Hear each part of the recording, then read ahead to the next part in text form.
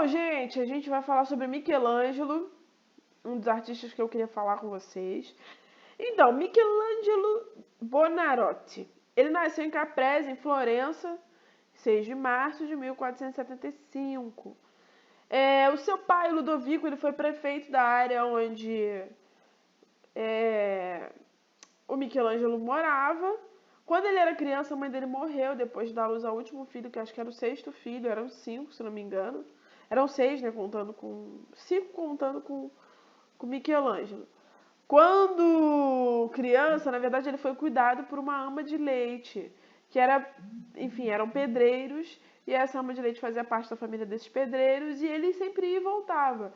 Então ele dizia que ele gostou de aprender a mexer com a pedra justamente através do leite dessa mulher. Porque era uma família de pedreiros. Eu escrevi leite aqui super errado, mas é pedra, tá, gente? Aos 13 anos, na verdade, como ele era muito bom, ele entra na oficina do pintor Domenico Ghirlandaio. Essa aqui é uma das pinturas do Domenico Ghirlandaio. E aí, como ele era muito dedicado, e desde cedo ele queria muito aprender a manusear perfeitamente o mármore, ele sai depois de 3 anos, com 16 anos, da oficina do Ghirlandaio. Isso aqui foi uma pintura que fizeram, né, dele pintando a Capela Sistina. Primeiro trabalho independente que ele fez foi a Madonna da Escada, que é inspirada no escultor Donatello, tendo apenas 15 anos. Com 15 anos ele fez esta obra, tá? E a do Donatello é muito parecida, gente. Eu entrei pra ver e até esqueci de colocar aqui, mas é idêntica. Na sequência ele faz Centauromaquia, tá vendo? Que também é um alto relevo. Vai além de retratar algo histórico. Na verdade ele retrata caos, conflito e corpos nus. Foi o único artista vivo incluído no livro dos artistas do Giorgio Vasari. O Giorgio Vasari, na verdade, foi um estudioso do Renascimento e incluiu ele vivo ainda. Ele era do Renascimento e estudava o Renascimento, entendeu? Entre os vivos e os mortos, no entanto, a palma da vitória deve ir para o divino Michelangelo Buonarroti, que alcançou e superou todos, de modo que ele tem preeminência não apenas em uma das artes, mas em todas de uma vez só. Vasari diz sobre ele no livro. E, gente, o que é interessante é que, por exemplo, a gente falou do Leonardo da Vinci na semana passada. O Leonardo da Vinci, vocês perceberam que ele não era tão conhecido. Ele só conseguia coisa meio ruim, assim, para pintar, né?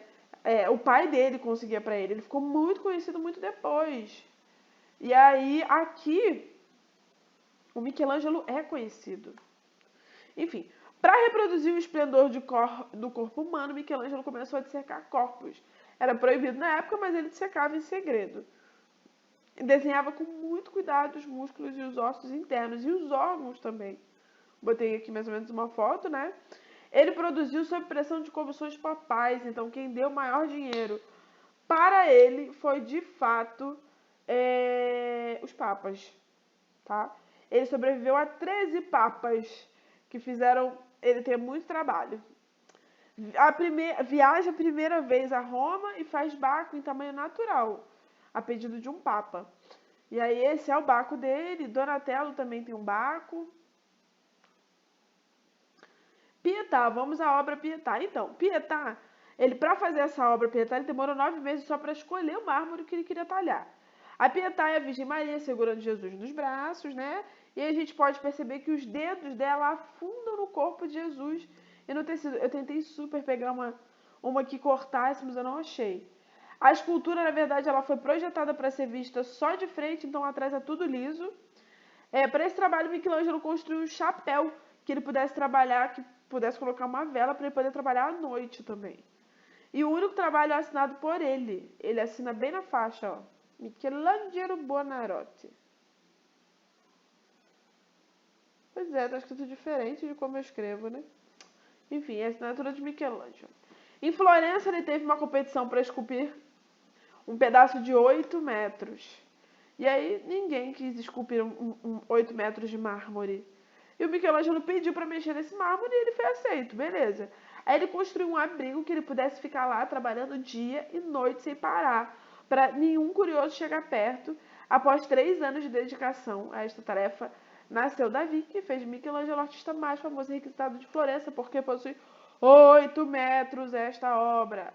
Não é em tamanho natural, galera, tem 8 metros. Por estar tão famoso, ele foi chamado para pintar o teto da Capela Sistina. Lembra que eu falei para vocês que foi dedicado a Sisto, que era um papa, mas tentou fugir de todas as formas porque ele não se achava pintor, ele se achava escultor. E ele odiava pintar em afresco também. Tinha medo de fazer feio se aceitasse o trabalho, mas também tinha medo de falar não para o papa. E aí ele foi e aceitou. Por fim, Capela Sistina, a gente já falou sobre. Uma das coisas legais da Capela Sistina é que, na verdade, primeiramente, ele foi chamado para desenhar o teto da capela. O seu objetivo, na verdade, do teto era colocar todas as teorias de criação que estão na Bíblia. Então, ele dividiu o teto em 3 zonas temáticas. Seria a do meio e as da ponta. A parte central são 9 campos retratando a história da criação. A gente não consegue ver mais de perto, mas a gente já viu. Um dos estudos recentes diz que o desenho da criação do Adão, ele desenhou no cérebro da figura humana de Deus, tá vendo? Na verdade, ele adorava desenhar órgãos. Como ele era um estudioso e gostava muito desse tipo de desenho, ele dizem que por isso talvez ele tenha feito, né? Não se sabe se ele fez pensando nisso ou não. No começo da pintura da Capela Sistina, ele teve problemas com os andaimes, porque eram andaimes que você puxava, né? E aí ia subindo com ele, pendurado. Só que tinha que colocar no teto. Era pendurado no teto com algumas partes. Só que eram partes que iam ficar em branco e depois ele ia ter que repintar. Então ele, consequentemente, pensou em andaimes que fossem abertos, como ponte, sabe? E de um lado para o outro, que ele pudesse andar por cima. Ele subia pela escada e andava por cima. Então o meio da igreja ficava livre, porque a igreja não parou, ela continuou. Então as pessoas podiam transitar normalmente. Ele organizou oficinas com pintores para ajudar. Vários desenhos preparatórios foram feitos antes da construção da capela. Com o tempo, ele foi se sentindo mais à vontade desenhando direto na parede. O Papa ficou impaciente com a demora, né? E perguntou quando queria ficar pronto. E aí ele falou, quando eu quiser. E aí isso gerou um desconforto entre uns e outros, porque o Papa falou, não, vai ser quando eu quiser, quando eu quiser. E aí, enfim, eles ficaram super brigados, ele estava desistindo, o Papa se desculpou e ele voltou. Em 1511, ele finalmente entregou o trabalho pronto. Existe um filme chamado Agonia e Êxtase, que conta exatamente esse momento que ele pinta a capela. Dizem que ele era tão vendido que os assistentes tinham dificuldade de trabalhar perto dele. Michelangelo também era arquiteto. Então, existem algumas coisas projetadas por ele. Tem vários desenhos dele projetando a parte de frente de mais de uma igreja, né? Foi responsável pela arquitetura de São Pedro de Roma, a parte da frente. Tem vários desenhos da parte da frente de São Pedro de Roma. Dizem que Michelangelo nunca tinha visto uma mulher nua e, por isso, fazia do seu corpo umas curvas mais masculinizadas, né? Acho isso meio doido, porque se o cara dissecava corpos, ele só ia dissecar corpos de homens, não ia dissecar de corpos de mulher, né? A vida amorosa de Michelangelo, na verdade, sempre foi uma incógnita, pois ele nunca se casou e ninguém nunca soube de um relacionamento duradouro dele, né? Então ele acham que ele foi homossexual, principalmente porque ele tinha uma relação com Tommaso de Cavalieri, que era um cara hamburguês rico, tinha 22 anos e ele tinha 60. Eles se conheceram e ficaram muito amigos. Por que eles acham que talvez eles tivessem um relacionamento? Porque ele dedicou alguns poemas para o Tommaso. Porém, a melhor amiga dele, ele também dedicou poemas para a melhor amiga dele. Então a gente não sabe exatamente, né? São tudo especulação. No auge dos seus 60 anos, ele recebeu outra missão que era pintar o altar da Capela Sistina, em que ele fez em 3 anos. E aí ele botou mais de 400 figuras em torno do jovem Cristo. O Cristo estava jovem. A maioria das figuras estão nuas.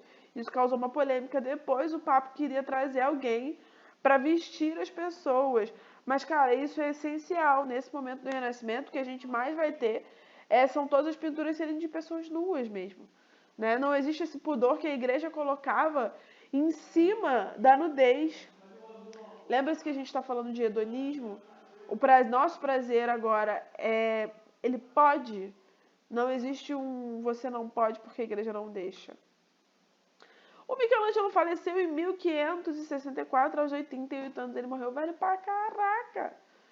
Rolou uma disputa para ver entre a Roma e a Florença para ver quem ia enterrar Michelangelo. E aí, a princípio, foi Roma que ganhou, só que o seu sobrinho pegou, botou o corpo dele num saco, fingiu que era uma mercadoria e levou pra Florença. E aí ficou em Florença o corpo dele. É isso, gente.